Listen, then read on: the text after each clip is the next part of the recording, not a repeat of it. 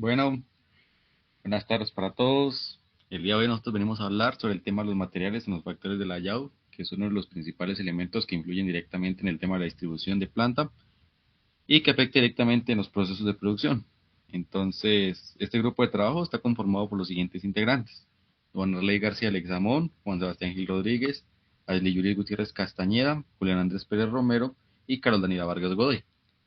Entonces, en la presentación de hoy venimos a contarles cada una de las características importantes de este factor y cómo realmente nosotros podemos manejarlo directamente para así influenciar directamente en el tema de la distribución de plantas, hacerlo más efectivo y pues mucho más importante para pues, si le metemos costos o cosas por el estilo. Entonces, vamos a empezar con la justificación de este trabajo. Entonces, en una breve introducción, lo que hacemos en este trabajo es que el material se refiere al análisis de las características, las cantidades y los flujos de los materiales que se manejan dentro del sistema productivo. Cuando tenemos un sistema productivo tenemos varias entradas. Cada una de esas entradas son de diferentes tipos o de diferente índole. Entradas como por ejemplo de materias primas, de recursos, de insumos, que afectan directamente con el material o bien sea con los servicios que nosotros vamos pues, a dar como una salida del proceso. Entonces tenemos un flujo de material donde el material entra, donde el material se distribuye directamente dentro del proceso productivo y donde sale convertido ya en un producto o en un bien o en un servicio. El objetivo de diseñar una distribución eficiente del espacio y del recorrido influye directamente en el material. Si tenemos un material que es difícil de manejar, pues tenemos que observar las rutas de movimiento de ese material para que de pronto nos pues, salga lastimado en el transcurso de esa logística y que dañe directamente nuestro proceso productivo o que afecte la calidad del producto.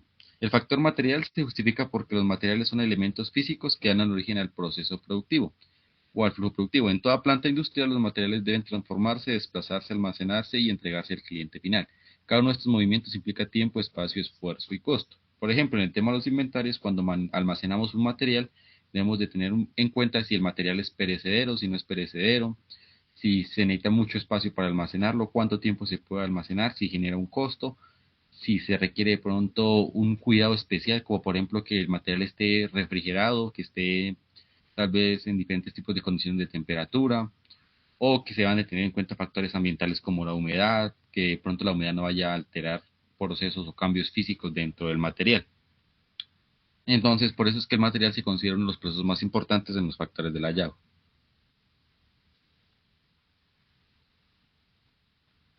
Ahora continuamos con los objetivos. En el libro de Richard Mutter se nos habla de un objetivo general, el cual tiene como propósito diseñar un flujo eficiente, seguro y económico de los materiales, lo cual pues asegura que estos recorran todo el proceso productivo pues en el menor tiempo posible y pues así generando el menor costo. Esto conlleva a la utilización del espacio de una forma más óptima. Este punto es fundamental, dado porque un mal manejo de los materiales conlleva a generar a la empresa pérdidas de tiempo, un exceso en movimientos y también generar riesgos laborales en los empleados, hasta incluso daños en el producto. En cambio, pues cuando se planifica correctamente el flujo, esto pues nos ayuda a lograr que la producción sea más ágil, ordenada y competitiva. En el libro de Richard Mutter se habla de tres pasos para lograr el buen manejo de los materiales dentro de una empresa o dentro de una planta de producción. Como primero tenemos pues analizar las características de los materiales para conocer sus condiciones de manejo. Esto es importante porque pues si sabemos cuáles son las condiciones de manejo, lo que debemos tener en cuenta es que debemos evaluar qué factores influyen en el manejo del material, como el tamaño, el peso, la forma, la fragilidad, la temperatura o si el material es un sólido, líquido o gaseoso. Este análisis lo que nos permite pues es determinar si el material requiere un manejo especial de almacenamiento, un climatizado especial o unas precauciones de seguridad para los empleados. Como segundo paso tenemos que debemos determinar el recorrido o el flujo que siguen los materiales dentro de una empresa a la hora de realizar un proceso. Pues este recorrido lo que nos va a generar es el trayecto que va desde que la materia prima llega a la planta, eh, se recepciona, pasa por el área de producción y termina en el producto final. Lo ideal de este paso es que ese recorrido pues sea lo más corto posible sin generar retrocesos, cruces o esperas innecesarias. Según Richard Mutter, reducir la distancia recorrida por el material es uno de los principios más importantes para mejorar la eficiencia del proceso. Como tercer paso, tenemos seleccionar métodos adecuados de transporte. Eh, Esto pues va a depender mucho del tipo de material que se vaya a transportar. Por ejemplo, si el material es pesado, pues se pueden usar montacargas o transportadores de rodillos. Si es liviano o delicado, pues se van a emplear bandas, carros manuales o sistemas neumáticos. Este punto pues lo que busca es garantizar que el transporte sea seguro, rápido y económico.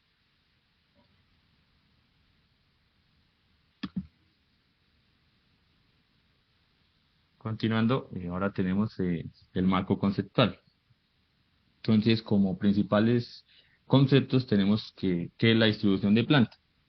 La distribución de planta, pues en el libro de Richard Mutter se enfoca mucho en que esta se refiere a cómo se organiza el espacio físico de la empresa para ubicar maquinaria, equipos y materiales de forma eficiente. Esto permite que pues, una buena distribución permite reducir los tiempos de transporte, aprovechar mejor el área disponible y lograr una secuencia lógica de trabajo. También pues va a permitir eliminar riesgos laborales. También esto cuando los materiales están bien ubicados y su flujo está planificado, o sea, se sabe por qué camino se va a tomar para llevar el material de un lugar a otro, lo que se eliminan es movimientos innecesarios y se mejora la productividad en general. Como segundo concepto tenemos qué son los materiales.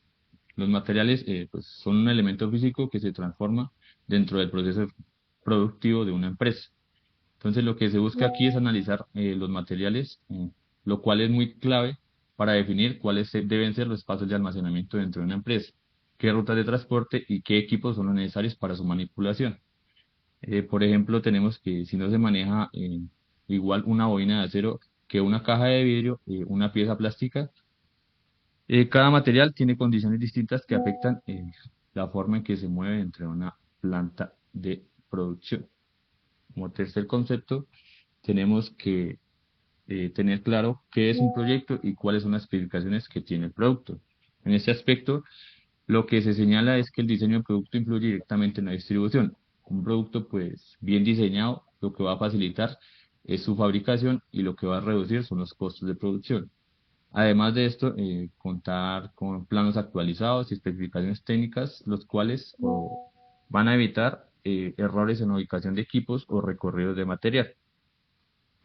Como siguiente aspecto o palabra clave dentro del material, tenemos las características físicas y químicas. En este concepto, pues, es muy esencial, dado que, pues, este lo que nos va a mostrar son las propiedades del material, como el tamaño, el peso, la forma, la densidad o la temperatura, los cuales, pues, influyen al momento de ser transportado el material, al momento de ser almacenado o al momento de tener la disposición de los equipos. Como ejemplo, pues tenemos que si los materiales son inflamables, se necesitan áreas ventiladas y una señalización segura, donde los materiales pues estén bien almacenados y pues no vayan a ocasionar riesgos laborales. También tenemos que, siguiente, como factor importante, saber la cantidad y la variedad de material que se va a usar para un producto. Este factor lo que va a determinar la distribución de planta es que debemos aplicar dos ítems importantes. Si la empresa produce grandes volúmenes de un mismo producto, conviene usar una distribución en cadena o por producto. Más sin embargo, donde el flujo del material es continuo y lineal. Este tipo de distribución lo que va a generar es una minimización de tiempos de transporte y facilitará la supervisión. En cambio, pues si la empresa produce piezas o productos variados, es mejor tener una distribución por proceso o una distribución por posición fija, lo que nos va a permitir una mayor flexibilidad en los recorridos del material. Por lo tanto, pues la elección del tipo de distribución depende directamente de la naturaleza y de los aspectos que contiene el material que vamos a usar. Como siguiente concepto tenemos la secuenciación, la secuencia de operaciones. Este aspecto lo que nos dice es que debemos tener eh, o realizar etapas del proceso productivo. lo cual nos va a permitir mantener una secuencia lógica, lo que nos va a generar una eliminación de movimientos innecesarios, reducción de esperas y eliminación de cruces de trayectorias. El material debe moverse de una operación a la siguiente, sin interrupciones, y siguiendo pues un flujo progresivo. ¿Y cómo lo logramos? Pues generando una secuencia de operaciones. Richard Mutter en el libro nos explica que cada desviación o retroceso lo que representa es un costo adicional para la empresa y lo que por lo general queremos minimizar. Como último concepto clave, tenemos la estandarización y la normalización. Estos conceptos, pues los que nos van a ayudar es que, por ejemplo, la estandarización lo que implica es usar métodos y materiales uniformes para simplificar el manejo interno y reducir los desperdicios, mientras que la normalización, por su parte, lo que busca, pues, es mantener la calidad y la seguridad en la producción, lo que nos permite, pues, un movimiento del material que sea predecible y constante. Cuando las materias primas o envases y herramientas están estandarizados, lo que vamos a reducir son errores y los operarios que trabajan con mayor rapidez van a trabajar a su mayor eficiencia y el flujo se mantiene estable. En conjunto, estos dos factores lo que nos van a ayudar es a que el proceso sea continuo, corto y seguro, cumpliendo pues con todos los principios básicos de una buena distribución de planos. Bueno, yo les voy a hablar sobre los principios que se encuentran en el factor material. Hay que tener en cuenta que en la distribución de planta existen diversos principios fundamentales que guían el diseño y la organización del espacio industrial. Nos concentraremos en el principio de integración de conjunto y el mínimo manejo de materiales. Ambos son esenciales porque determinan cómo fluye el trabajo dentro de la empresa, cómo se mueven los materiales y cómo interactúan las diferentes áreas de producción. Empezando con la integración de conjunto, este principio nos dice que la planta debe verse como un sistema integral, no hay que verlo como si fueran áreas aisladas. Significan que al planear la distribución hay que considerar todos los elementos que intervienen en el proceso productivo, ya sean las máquinas, las herramientas, los operarios, los almacenes, los equipos de transporte, los pasillos, las áreas de descanso, e incluso también hay que tener en cuenta las áreas administrativas. Si se ignora alguno de estos elementos, el flujo de materiales se interrumpe y la eficiencia disminuye. Como por ejemplo, si el almacén de materia prima se ubica demasiado lejos de la zona de corte. Los trabajadores perderán tiempo desplazando materiales, habrá más tráfico interno y también habrá mayor riesgo de accidentes. El objetivo es lograr que cada parte del sistema esté coordinada y conectada, de manera que el proceso sea continuo. Esto no solo mejora la productividad, sino que también facilita la comunicación entre áreas, también reduce errores y mejora las condiciones de trabajo. Podríamos observar un ejemplo real en una empresa metalmecánica. Si el proceso de producción pasa por corte, por doblado, soldadura y pintura, lo más lógico es ubicar estas áreas en ese mismo orden dentro del plano de la planta. Así el material se va transformando sin retrocesos ni cruces de caminos y también evitaríamos los tiempos muertos. Esto también favorece el mantenimiento, la seguridad y el control de la calidad, ya que todo está organizado según una secuencia lógica y funcional. Además hay que tener en cuenta que el principio de integración implica armonizar la parte humana, también la técnica y la parte espacial. No solo importa dónde van las máquinas, sino también cómo trabajan las personas y cómo se desplazan. Porque cuando una planta está bien integrada se nota, el personal se mueve con facilidad, los materiales fluyen naturalmente y el ambiente de trabajo es más ordenado, lo cual hace que todo el proceso sea más eficiente. Para continuar, en el segundo principio, el de mínimo manejo de materiales, es básicamente reducir al máximo el movimiento innecesario dentro de la planta. Cada vez que movemos un material, estamos consumiendo tiempo, energía y también dinero. Por eso la meta es que los materiales se desplacen la menor distancia posible y el menor número de veces posible. Un material que se mueve 10 veces entre diferentes áreas está generando costos ocultos, ya sea de transporte interno, de riesgo de daño, de pérdida de tiempo y mayor complejidad en la supervisión. En cambio, si se logra que el flujo sea directo, sin desvíos ni cruces, se gana rapidez y mejora la economía.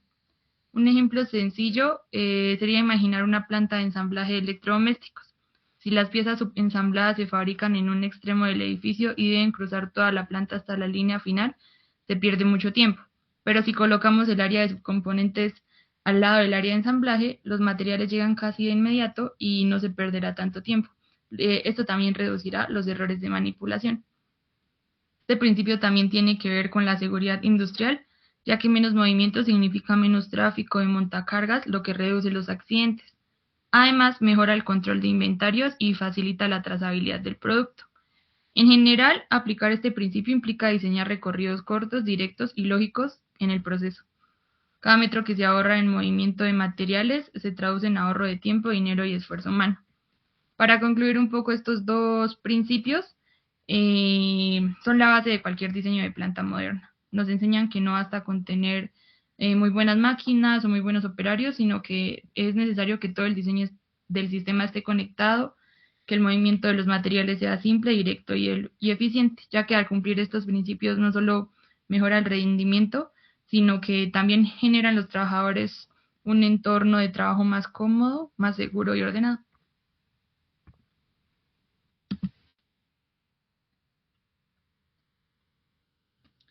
Bueno, continuando, en esta parte vamos a analizar el papel que cumple el proyecto y las especificaciones del producto dentro de la distribución en planta. Muchas veces se piensa que la distribución física solo depende del espacio, de las máquinas, pero en realidad todo parte del diseño del producto. Un producto bien diseñado no solo cumple con su función técnica o estética, sino que además debe ser fácil de fabricar, ensamblar, transportar y almacenar. Esto es lo que se conoce como un diseño orientado a la producción. El primer inciso nos habla sobre un proyecto enfocado hacia la producción. Cuando el producto se diseña pensando en la manufactura, se evitan procesos que son o se pueden volver innecesarios y se optimizan los recursos. Por ejemplo, en una planta automotriz, si el capó del vehículo tiene demasiadas curvas o requiere muchas piezas pequeñas, el tiempo de ensamblaje aumenta y se necesitan muchas más herramientas y hay un margen de error que es mucho más grande. En cambio, un diseño con menos uniones o con piezas modulares reduce drásticamente los tiempos y la complejidad. Este principio también se aplica a industrias como la electrónica, la metalmecánica, donde el diseño influye directamente en la secuencia del montaje y en la ubicación del equipo. El segundo inciso nos habla de las especificaciones cuidadosas y actualizadas. Otro aspecto clave es que estas incluyen medidas, tolerancias, materiales y acabados. Un error en estas especificaciones puede tener consecuencias graves. Si el plano de una pieza metálica tiene un espesor mal definido o una medida desactualizada, puede que llegue a inutilizar todo un lote o incluso requiera un rediseño de parte del taller. Por eso mantener planos y fórmulas actualizadas es una práctica esencial. Además, en la industria moderna, los sistemas CAD y CAM permiten sincronizar los diseños con la maquinaria, reduciendo los errores humanos. También tenemos que pensar en la comunicación entre departamentos. Diseño, ingeniería y producción tienen que trabajar pues de la mano. Nada sirve que un diseño sea muy bueno si la planta no tiene la capacidad para producirlo. El siguiente es la calidad. La calidad apropiada no siempre significa hacerlo mejor, sino hacerlo adecuado para pues el propósito que tenga el producto.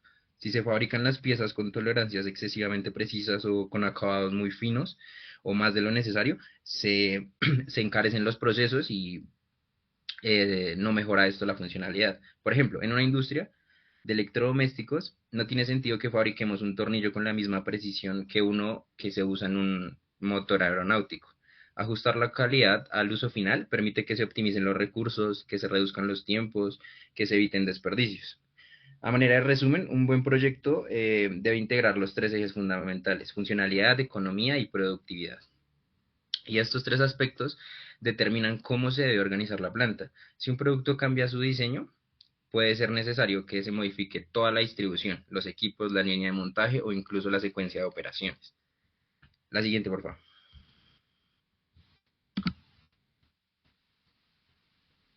Aquí vemos un ejemplo. Este caso ilustrativo nos muestra una empresa de componentes metálicos que rediseña una pieza que antes se montaba con 3 factores y 20 remaches. Luego del rediseño solo eran necesarios 5 operarios y una máquina. ¿Qué implica que se haya redistribuido eso?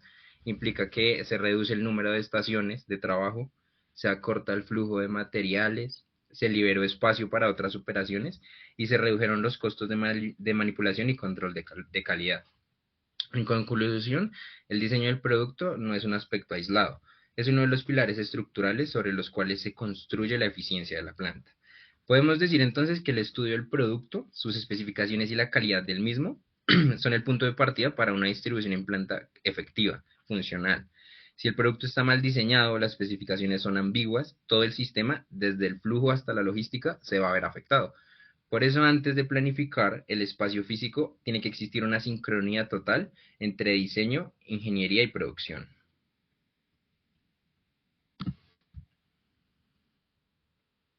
Bueno, ahora continuaremos con las características físicas y químicas, entendiendo que son uno de los factores más importantes que debemos analizar al momento de planear la distribución de una planta industrial, ya que estas propiedades determinan cómo se manipulan los materiales, dónde se almacenarán, qué tipo de transporte se usa y qué condiciones ambientales pues, necesitan para mantenerse en buen estado. Cada material tiene comportamientos distintos y si no se tienen en cuenta desde el diseño pueden presentarse problemas muy importantes de seguridad, de contaminación, daños al producto o incluso también pérdidas económicas. Iniciaremos con el tamaño. Bueno, el tamaño del material influye directamente en el método de producción y en el espacio requerido. Un producto grande puede afectar la disposición de máquinas, pasillos y zonas de carga, mientras que los productos pequeños pueden requerir sistemas de almacenamiento más especializados. Por ejemplo, los componentes de gran tamaño como estructuras metálicas o equipos industriales necesitan ya sea grúas o montacargas y un área amplia para poderlos maniobrar. En cambio, piezas pequeñas como tornillos o tuercas deben almacenarse en estanterías cerradas o contenedores especiales para evitar pérdidas. Además, el tamaño del material influye en la ergonomía del trabajador. Si las piezas son muy grandes o pesadas, deben existir ayudas mecánicas. Si son pequeñas, hay que diseñar estaciones de trabajo que faciliten el alcance y la visibilidad de estas. Por eso, conocer las dimensiones exactas de lo que se fabrica o manipula es fundamental para evitar accidentes y esfuerzos innecesarios por parte de los operarios. Luego tenemos forma y volumen. La forma del material también influye en su manejo. Por ejemplo, los materiales alargados, como ya sea barras o tubos, necesitan almacenarse en bastidores horizontales, mientras que los materiales compactos o cúbicos, como cajas o bloques, pueden apilarse fácilmente. El volumen afecta directamente al espacio de almacenamiento. Los artículos que pueden encajarse uno dentro de otros, pues ocupan menos lugar que los que no se pueden apilar. Por eso, al planear una distribución, se deben estudiar no solo las dimensiones del producto final, sino también las de los materiales intermedios. Además, la forma y el volumen determinan qué tipo de transporte se usa, ya sean bandas transportadoras, rodillos, carretillas, montacargas, entre otros. Un diseño correcto del flujo debe evitar transportes inadecuados que puedan deformar o llegar a dañar los materiales. Siguiente.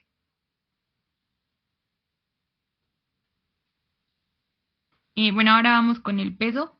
El peso es otro aspecto muy importante y decisivo, ya que afecta la resistencia del piso, la capacidad de carga de las estanterías, la potencia de las máquinas y la elección de los medios de transporte.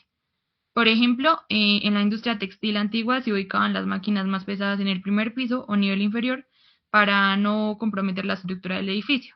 Eso demuestra que el peso influye incluso en la arquitectura de la planta industrial. También influye en el costo de manipulación, ya que cuanto más pesado es el material, más energía se necesita para lograr moverlo. Por eso, conocer el peso exacto de cada elemento ayuda a calcular el número y tipo de equipos de transporte requeridos para este.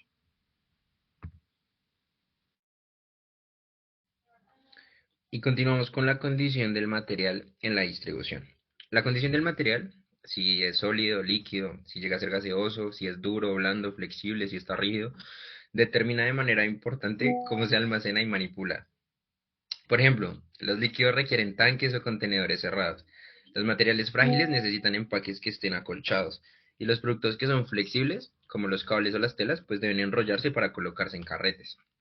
Un caso muy común es la pintura, y es que esta temperatura ambiente no tiene que almacenarse en una zona fría, ni cerca de radiadores, porque los cambios de temperatura alteran su composición. Esto muestra que la condición del material puede cambiar a lo largo del proceso productivo, y por eso el diseño de planta tiene que considerar cómo entra y cómo va a terminar saliendo el material en cada etapa. También los factores ambientales y químicos. Además de las propiedades físicas, existen factores químicos o ambientales, como el polvo, la suciedad en el aire, humedad excesiva, temperaturas extremas, sean altas o bajas, vapores, gases, humos, luz solar directa o vibraciones. Por ejemplo, un exceso de humedad o de polvo puede dañar los equipos de precisión, relojes o aparatos de control, por ejemplo.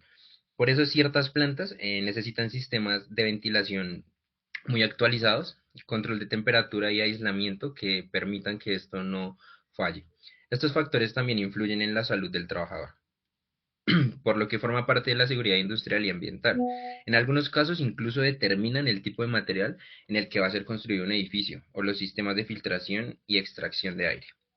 En conclusión, entender las características físicas y químicas de los materiales permite planear recorridos más seguros, zonas de almacenamiento adecuadas y un flujo de trabajo mucho más eficiente.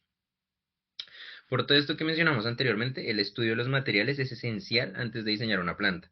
Conocer su tamaño, la forma, el peso y la condición ayuda a definir pasillos, zonas de trabajo, equipos de transporte, las medidas que se requieren para garantizar la seguridad. Una empresa que ignora estas características, pues está incurriendo en el riesgo de tener una planta que sea ineficiente, peligrosa o incluso que pues tenga altísimos costos de operación.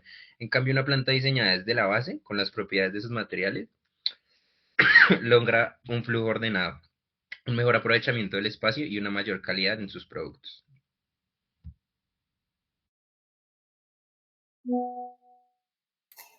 Otro factor vendrían siendo las características especiales, las cuales se refieren a los materiales que requieren mayor precaución o cuidado.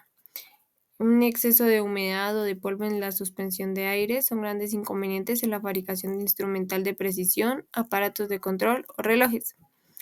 Algunas de estas características especiales vendrían siendo como variaciones, sacudidas o choques, la luz solar, el polvo, la suciedad, los cambios de temperatura, la humedad, la transpiración, los vapores y humos, la atmósfera en sí, el calor o el frío. Otro factor tiene que ver con la variedad de productos de una empresa. Si una empresa produce un solo tipo de producto, puede usar una línea de producción en cadena, donde todo el proceso se organiza en secuencia desde la materia prima hasta el producto terminado. Este tipo de distribución busca un flujo continuo con unos recorridos cortos y una mínima manipulación del material. Un ejemplo vendría siendo una fábrica de cemento, una embotelladora o una planta procesadora de papas, que pueden organizar sus equipos de manera lineal para maximizar la eficiencia. En cambio, si una empresa fabrica muchos productos diferentes, necesita una distribución más flexible.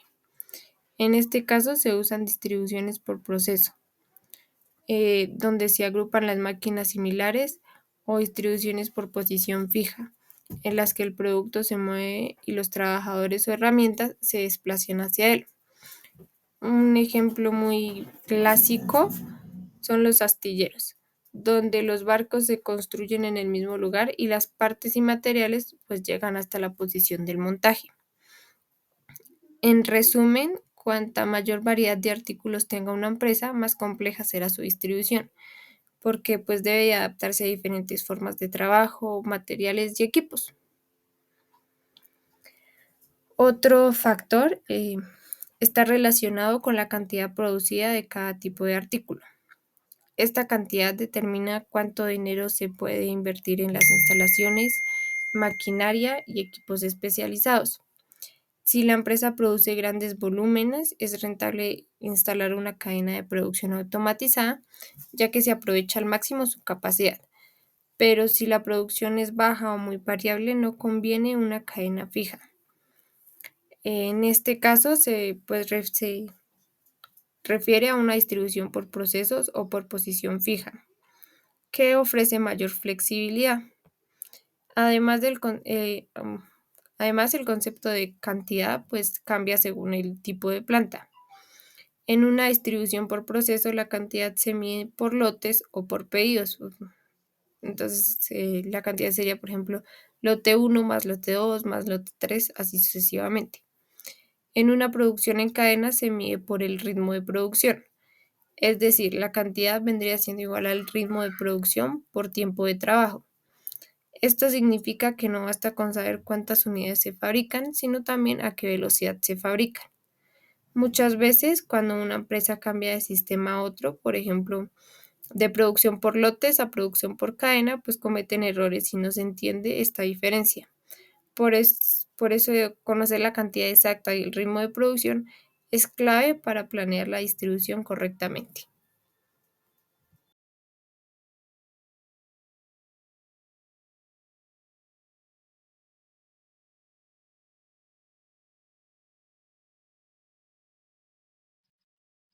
Continuando con el tema, ahora tenemos dos ejemplos de distribución en planta, la cual nos brinda el libro. Entonces, en esta se nos muestran la, las distribuciones en planta de una planta de procesadora de leche embotellada. Ambos planos, pues lo que representan son fábricas las cuales producen el mismo producto, pero pues con capacidades distintas. Lo que nos quiere decir es que aunque el proceso sea el mismo, la forma en que se organiza el espacio también sea la misma y el tamaño de las áreas sea el mismo, cambia dependiendo del volumen de producción. Pues en la parte inferior podemos observar una secuencia normal de flujo, donde pues se observa toda la secuencia que debe cumplir la leche desde que entra hasta que se entrega en botella. Entonces el recorrido pues inicia eh, en el depósito graduado de pesaje, donde lo que se hace es recibir la leche cruda y medir la cantidad exacta la cual ingresa al proceso. Luego se pasa a una cuba receptora, la cual actúa como un tanque de almacenamiento temporal mientras se le hace tratamiento a la leche. Después continúa un clarificador donde lo que se hace es eliminar las impurezas o las partículas no deseadas. El siguiente paso pues es llegar al pasteurizador, donde lo que se hace en esta etapa es algo muy fundamental, dado que allí lo que se hace es calentar la leche a una temperatura controlada, lo cual permite eliminar microorganismos y garantizar su inocuidad. Una vez pasteurizada la leche, lo que hacemos es llevarla a un refrigerador, donde se enfría rápidamente para mantener su calidad y posteriormente se traslada a a la embotelladora, donde pues, se envasa el producto final en botellas limpias y selladas. Lo que se busca aquí en este ejemplo es que en esta secuencia se muestra pues un flujo continuo, ordenado y sin retrocesos, lo cual nos ayuda a cumplir con el principio de Richard Mutter, el cual pues es minimizar los desplazamientos del material dentro de una planta, lo cual garantice que el producto final sea de calidad y que el proceso sea eficiente y seguro.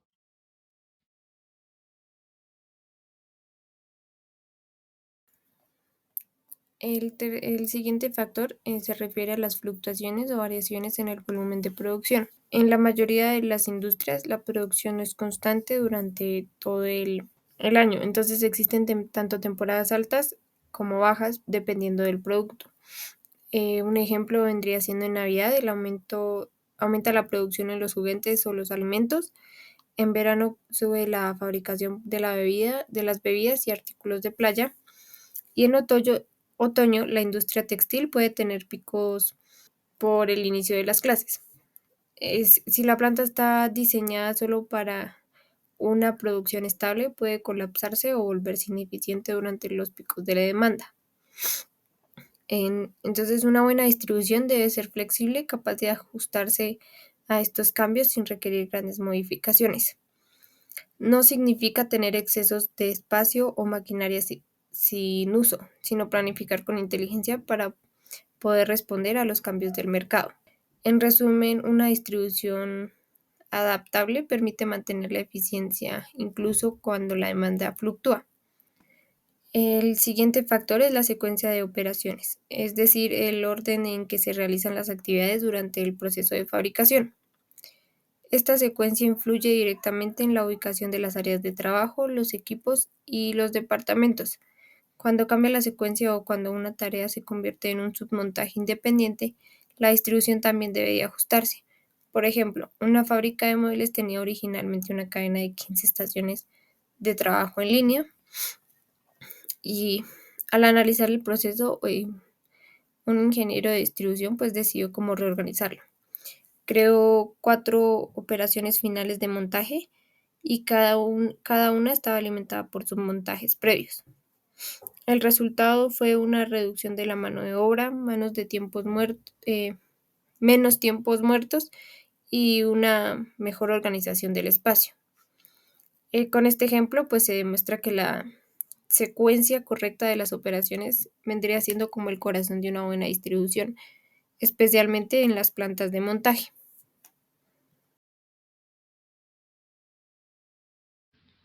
Bueno, en esta otra imagen lo que vemos es un proceso directamente.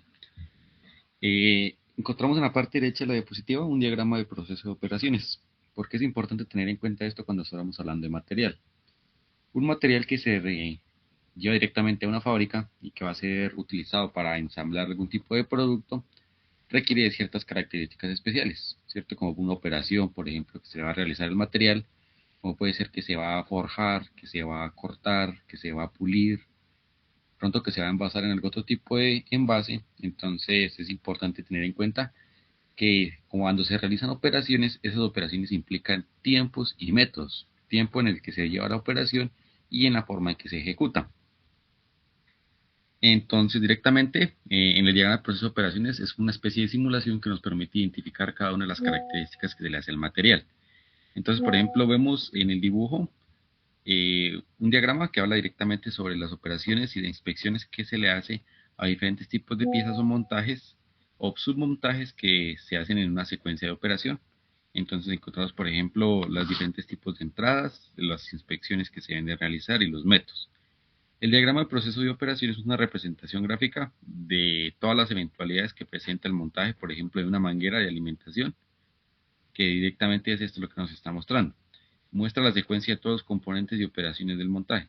Con el diagrama de operación lo que podemos hacer es una simulación de todo el proceso. Al hacer una simulación de todo el proceso, si yo quito una operación, puedo observar cómo cambia el método o el tiempo directamente y cómo afecta esto pues el rastreo a mi material. Entonces, si yo quito una operación, esto me va a restar un método específicamente, lo cual también me va a llevar a que reste tiempo. Si resta un tiempo en una operación, significa que el material ya no va a estar sometido a tanto tipo de estrés, por decirlo así, o diferentes tipos de acciones que permitan que haga que el flujo del material se detenga o que se precipite.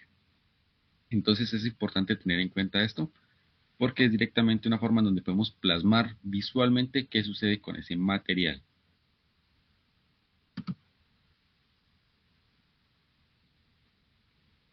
Por ejemplo, encontramos en esta imagen la importancia del fraccionamiento del montaje y de la secuencia de las operaciones. Observamos cómo, por ejemplo, en el montaje de la parte izquierda, tenemos diferentes tipos de piezas que se van a ser montadas directamente en un estante, ¿cierto? Como en una especie de estantería. Entonces observamos que hay varias personas que están directamente relacionadas con esa parte. Entonces hay muchas personas que están ahí en esa estantería y que van a ubicar esas piezas de una manera. Entonces, en la imagen que encontramos a la derecha, el montaje ya cambia directamente la forma de su almacenamiento. ¿Por qué? Porque ya se ve menos número de personas, de pronto se está cambiando el método en que se está trabajando la pieza y se está reduciendo tiempos. Entonces se ve la obligación de que pueden ser menos personas las que se van a utilizar. Entonces, la importancia del fraccionamiento en el montaje y de su secuencia de operaciones aparece en la ilustración. En vez de trasladar todas las piezas directamente hacia ese lugar, lo que se hace es que se montan en una parte, se llevan allá y se ubican directamente. No se hace el ensamble ahí, sino que se hace directamente en la fuente, por decirlo así. Entonces se fraccionan todas las piezas, se trasladan y se montan directamente ahí, sin necesidad de tener varias piezas dispersas por toda la parte del trabajo o por toda la parte del almacenamiento, lo que implicaría muchos transportes y muchos direccionamientos de ese material. Con los diagramas de procesos de operaciones también tenemos en cuenta elementos como los almacenamientos y los transportes. En los almacenamientos porque nos permite rastrear el material desde donde nace. Y con esto podemos hacer posibilidades de mejora. Por ejemplo, el mejor modo de reunir información será por medio de este diagrama. Nos da la información necesaria y complementa cada operación. Entonces, antes de continuar con cada operación, se debe tener en cuenta las posibles mejoras. Entonces, pueden haber mejoras en dónde, en las operaciones. Puedo quitar una operación como, por ejemplo, en vez de pulir, lo que voy a hacer es cortar, o en vez de cortar, puedo hacer es un devastado. Puedo realizar inspecciones o quitar inspecciones directamente dependiendo de lo que vaya a hacer. Puede ser que inspeccione yo directamente un tornillo, pero si ya se hizo una operación mucho más exacta o mucho más sencilla, pues se puede quitar la inspección sabiendo que el tornillo pues cumple con las especificaciones. Se tiene que tener en cuenta un almacenamiento porque pues si la mayoría de los productos se van a almacenar, debemos tener en cuenta si estamos almacenando producto terminado, materias primas o tal vez recursos o insumos que vamos a utilizar. Y transporte. Lógicamente el material si va a ser transportado va a ocupar ciertas distancias que van a requerir también tiempo. Y también va a cambiar el flujo de la operación. No es lo mismo ensamblar tal vez 30 o 40 carros que ensamblar directamente los mismos 30 pero en diferentes departamentos. Y tener en cuenta las demoras que generan pues, cada una de esas operaciones anteriores. La estandarización y normalización promueve el ahorro de las piezas y materiales. Con ella se puede conocer con qué materiales se puede aún trabajar y con cuáles no. Entonces, si se estandariza el proceso, se tiene en cuenta qué materiales ya están disponibles y cuáles no, pues reduciendo así tal vez el tiempo y la forma en que se trabaja con esos materiales. La lógica de esto es aprovechar las materias primas de los proveedores al máximo, evitar los desperdicios y reducir el coste del proceso. Si estamos reduciendo desperdicios de material, pues obviamente estamos reduciendo también lo que valen esos desperdicios. Acá encontramos un ejemplo donde se va a realizar una lámpara de noche.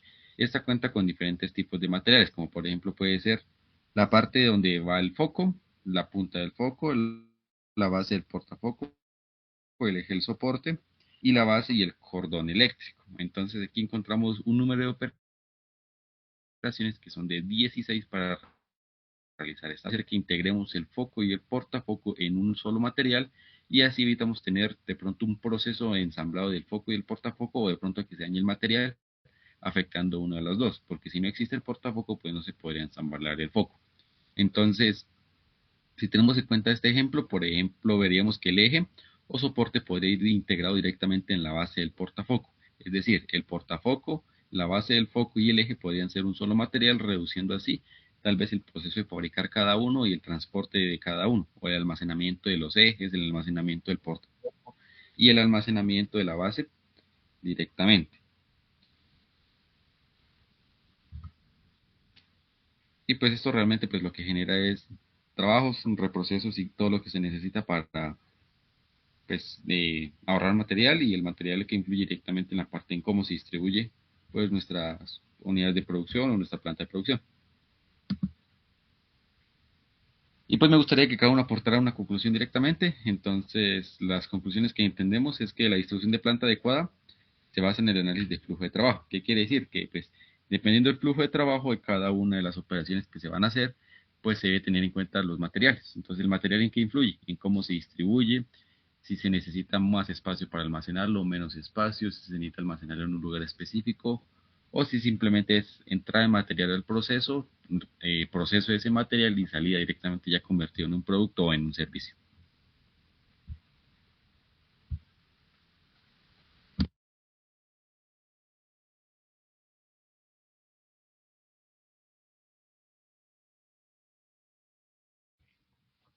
Otra Bueno, conclusión importante que tenemos es que pues el estudio detallado de los materiales, junto pues con un diseño de producto bien planificado y con procesos estandarizados, lo que nos va a garantizar es que pues tener una mejor organización o una mejor coordinación entre las etapas de producción.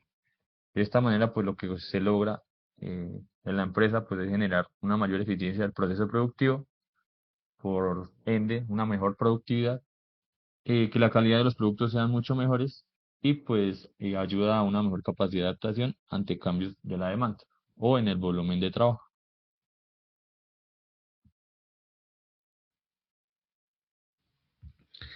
bueno, en conclusión, todos esos elementos, el estudio de materiales, el diseño del producto, la secuencia de operaciones, la mejora continua, todo converge en un objetivo común, que es aumentar la productividad y la competitividad de la empresa.